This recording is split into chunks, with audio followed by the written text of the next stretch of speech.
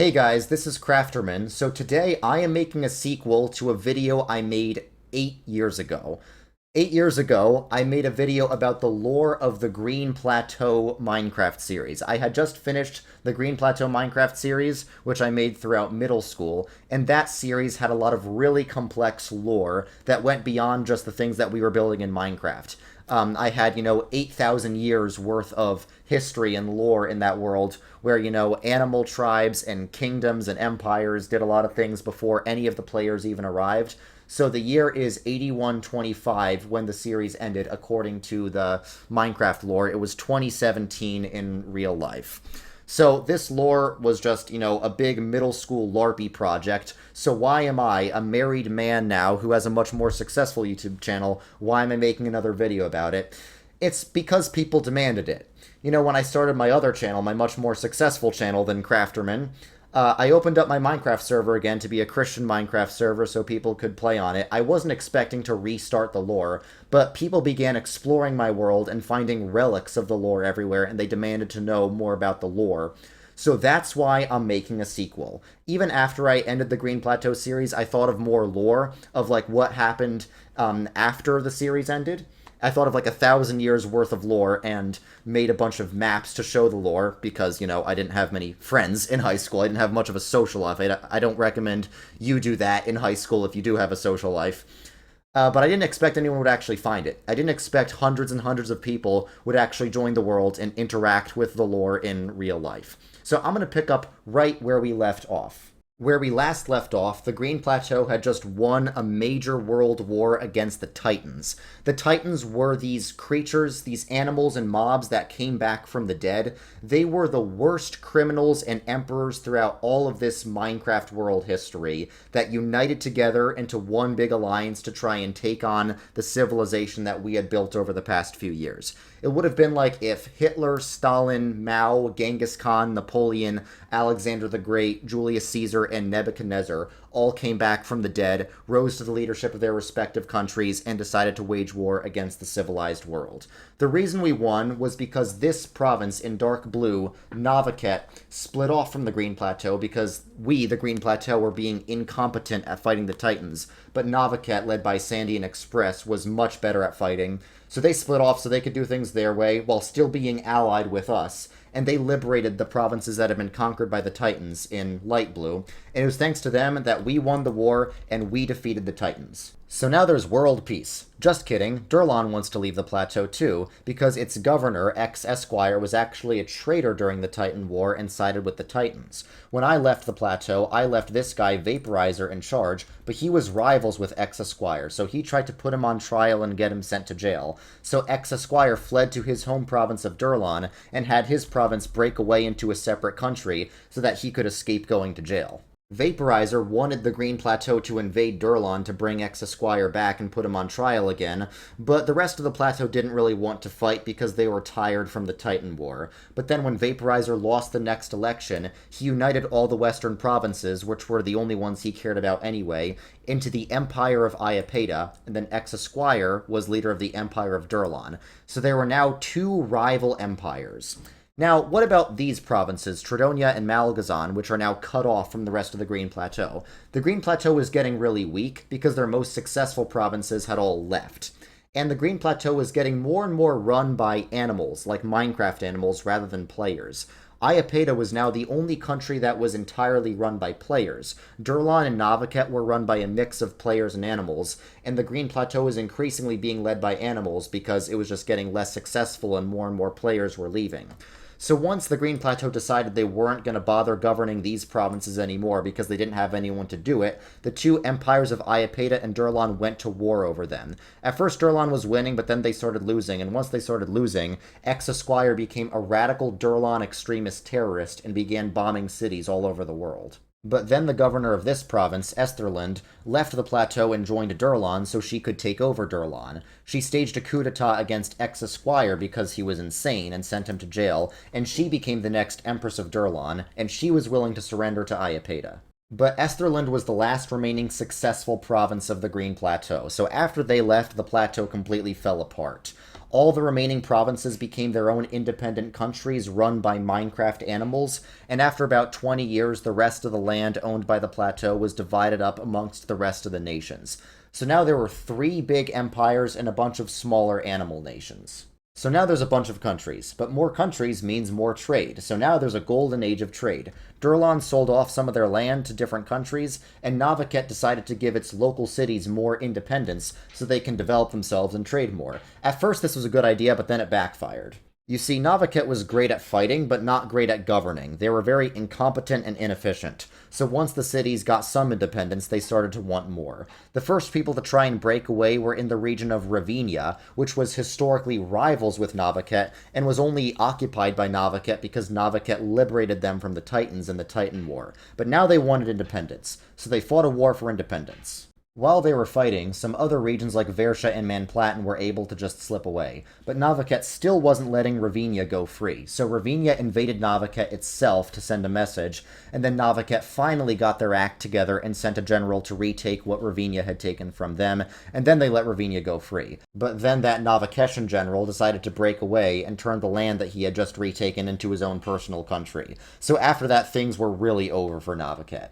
Even Ravinia didn't stay united because people couldn't agree on who owned what, so every city became an independent city-state, and eventually by the year 8200, every city in the whole empire became independent. The once mighty empire of Navaket had split into 20 different tiny city-states. Now, the trade economy in these countries is still pretty good, but with the empire gone, Durlon is now the most powerful empire, and they have a very aggressive empress named Funoa, who thinks previous emperors were stupid for selling off Durlon's land. She starts building military cities and training the animals of Durlon to fight to conquer other countries, because she believes in this autistic racial hierarchy of the different ethnicities of Minecraft animals. She starts by invading these countries, which have a lot of resources but aren't strong enough to defend themselves. They are allied with Kanaya, so she invades Kanaya and enlists the help of Sanema to also invade Kanaya. So things are going pretty well for her because she's fighting a bunch of weaker animal nations.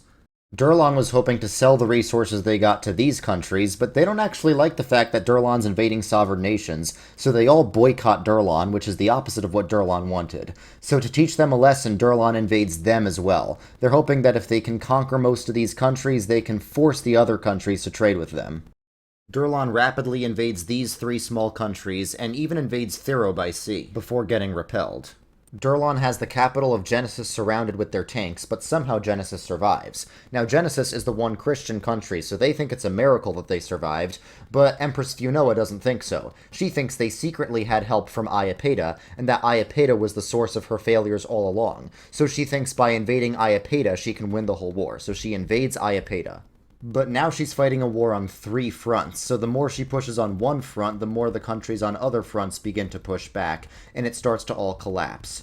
So Stormlord, the new emperor of Iapeta, made a plan with all these other countries to all invade Durlon at the same time, and once they did that, it was over for Durlon. They burned down Durlon's military city of Xidiatropolis, Empress Funoa fled, and then Durlon surrendered to all these other countries. After gaining a lot of new land, Genesis went from a tiny city-state to a pretty powerful Christian kingdom. Jernaya and Thiro have a brief underground war over mining territory, and Jernaya wins. These 3 countries are still run by military generals from the Navaket Empire, until the citizens get sick of them and overthrow them, so the 3 of them unite into the Navaketian Confederation.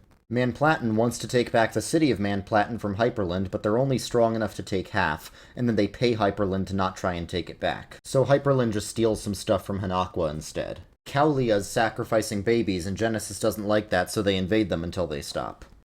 Durlon's finally strong enough to go to war again, so they attack Iapeta and try and take back some of the land they lost in the previous war. But this time they're fighting slow and steady and not taking on too many enemies at once. Durlon realized they needed some allies this time, so they funded the creation of a new empire in the east, named after the old Distan Empire.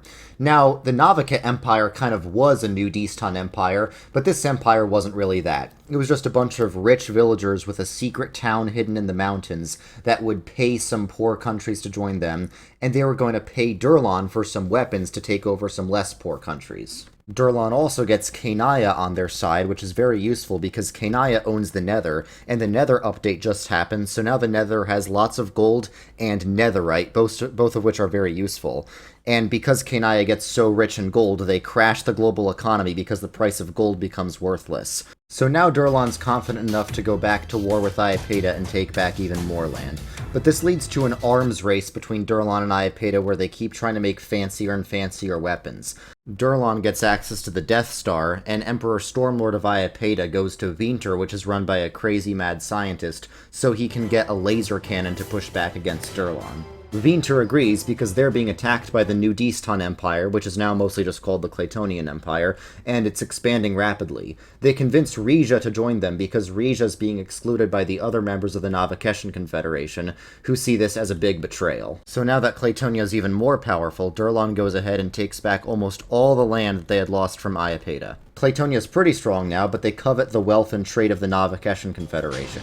So they invade the Navaketian Confederation, which now has more members because they need allies. And they do pretty well at first, but they get stalled with a long siege of Jernaya. But once Jernaya falls, it's over for the Confederation. Meanwhile, Durlon is trying to finally invade the capital city of Iapeta, but then it's revealed that the leaders of both Durlon and Iapeta were secretly conspiring with each other to draw out the war as long as possible so they could both stay in power. So once that's discovered, the war is over between Durlon and Iapeta. The last Navaketian holdouts are in Manplatin, but the second Manplatin gets a little bit invaded, they surrender to Clatonia. The aftermath of the Clatonia-Durlon War, as it ends up being called, is a global dark age for about 200 years. Durlon and Iapeta have lost all patriotism after being scammed by their emperors, Kenaya crashed the global economy, and Clatonia eliminated the greatest economic powerhouses in the region. So it's a time of great crime, chaos, and economic stagnation. Mobs come back from the far reaches of the world after previously being banished. Not much happened during the time period after the war, except for a brief revolt of one of the states of Durlon. The only real winner from the war was Clatonia, and they weren't really invested in building up a powerful empire. It was mostly run by greedy bankers who wanted to keep expanding their wealth, so they conquered the final remaining competing nations in the eastern region. In the 8400s, something new happens. Since everyone's broke, the country of Australis wants to harvest resources in the north, but the native sheep nomads don't like that very much, and some of them stage a revolt. The sheep nomads had lived for thousands of years as an ethnic group in the wild regions of the middle of the continent, separated from most other civilizations that discriminated against sheep. Rebel communities of sheep kept popping up, so the government of Australis occupied the entire region, but the sheep nomads still kept conquering stuff and winning battles. The reason for this is that to defend themselves over the centuries, the sheep nomads developed a karate-like fighting technique that only relies on fists and sticks. The sheep nomads all over the region heard about this, and no pun intended, flocked to their cause, so they kept expanding more and more. Durlon heard about this new nation of Koilar and devised a clever plan. They helped Koilar conquer the rest of the region, and even gave Koilar a huge chunk of their land that contained some sheep nomads, and helped Koilar achieve their dreams of conquering all the regions that contained native sheep nomads. Why was Durlon being so generous? Well, they could see that Koilar had the best fighters in the land even without weapons, and were much more deadly when they had good weapons, but they could also see that the Koilaris were a bunch of nomadic brutes who couldn't really lead themselves in any sophisticated government. So Durlon was planning to use Koilar as a puppet state, as cannon fodder to invade Iapeta so they could finally get back at Iapeta. Unfortunately, Koilar figured out what they were doing, so they invaded Durlon and it quickly fell. The northern regions were full of camps where Durlon held prisoner animals to harvest for food. That's the only way they could get food from animals since it was a mixed nation of players and animals. But Koilar liberated them, so the northern region of Durlon became the nation of Baserico. The fall of Durlon was a huge shock to the rest of the world, and it plunged the economy into an even deeper dark age because Durlon had been the breadbasket of the world for centuries. But it led to something that signaled the end of the Dark Age. The idea that a bunch of natives could rise up and take down a mighty empire gave hope to these people on this island off the coast of Rija. You might remember Rija as the small country that betrayed the Navaketian Confederation, allowing them to be conquered by the Empire of Clatonia. Well, they began to revolt against Clatonia. They tell the rest of the cities of Navaket it's time to rise up with them, so each city produces its own private militia and they unite to liberate Navaket. Navaket begins liberating Manplatin, but the Platins don't really want to fight, so they strike a deal with Clatonia and once again buy their independence, which makes Navaket see them as really pathetic. So Clatonia's biggest sources of income just left, so they need a new one. They turn their eyes southward to the country of Zavisio. For most of its existence it was a poor country run by terrorist groups, but they just got very rich and successful after being the first country to learn how to mine the new types of stone after the new cave update. So Clatonia invades Zavisio and conquers their stone mining fields, which makes sense because Zavisio used to be a colony of the ancient Distan Empire. This colony is called Petria, which means stone, and it becomes the main source of income for the empire. But after about a generation, Petria doesn't want to be taxed by Clatonia since they're doing just fine on their own, so they break free and quickly conquer almost the entire rest of the continent that they're on. After that massive L, Clatonia pretty much just collapses. Also, Iapeta is too controlled by elites in the cities, so the players in the rural areas start a civil war and take over the entire empire. They organize it into a bunch of strict provinces and want to have a much more centralized government, but Nuclea doesn't want anything to do with that, so they break free, because nobody can invade Nuclea. Caenia has a civil war too, and splits over whether to follow the secular parliament or the pagan religious monarchy. During the war, Australis supported North Caenia, but these islands supported South Caenia, so they split off into the Republic of Tectona, which is basically a country run by pirates. How's the new government of Iapeta going? Not well. Turns out a bunch of Minecraft players don't want to be part of a bureaucratic government. They lose control over the region of Malgazan, and all the mobs start flocking to there as they're receding from the other countries as the Dark Age is coming to a close. Minlia and Thero finally reunite into the Kingdom of Ravenia. That took them long enough. And yay, Durlon's back, or at least a union of states that used to make up Durlon, except this one wants to do its own thing for a while, that's okay.